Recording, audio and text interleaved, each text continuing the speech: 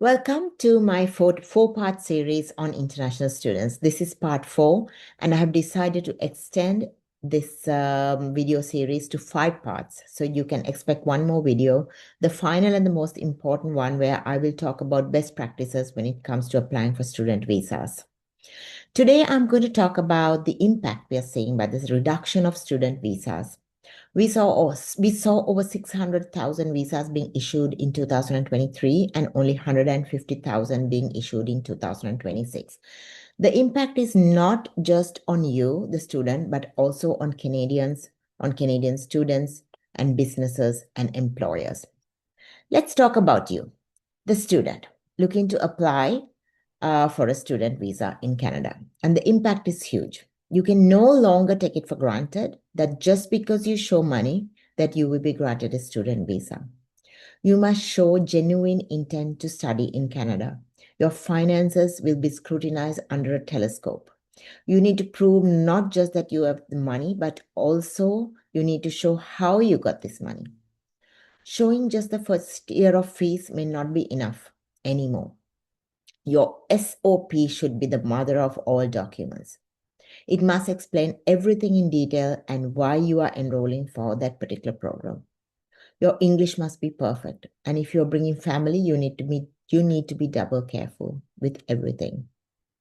Some of our clients get very upset with us when we ask for more and more documents, but we don't do this just because we want to make your life harder. It is easy for us to just ask for a few documents, but knowing today's rejection rates, it is important that more is provided rather than less. Now let's talk about the impact the reduction of international students have had on Canada. Firstly, the biggest impact was seen by the genuine schools and universities who had incorporated courses, hired staff, and even built better facilities to accommodate the number of international students. Many colleges were forced to shut down entire departments.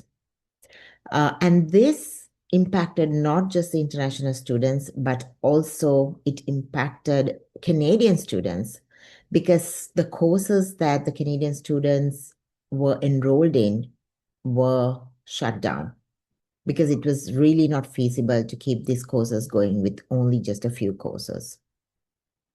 Yesterday, I was talking to a professor at a leading university in Ontario, and he was saying that he's seeing restaurants that were open close to the university going out of business due to the decrease in international students. I wonder how many other businesses have been impacted other than restaurants. Definitely those who operated student housing would be one of the many impacted businesses. Some of my corporate clients are located in rural areas, rural Ontario, rural Alberta, rural BC, and Saskatchewan. And these employers have relied on international students to keep their doors open for business as it is near impossible to fill all roles with Canadians. They are now reducing hours, shutting down departments and restaurants because they cannot sustain without workers. Many are coming out to say that maybe the reduction should have been gradual rather than sudden. It is left to be seen what the next few months will unfold. Stay tuned for our next and last video of this series, in which we will discuss the important factors that can make your application for a student visa stand out from the crowd. This is Shamila Pereira with my series on international students, the 4 parts being extended to 5 parts. Stay tuned for the next one coming up very soon.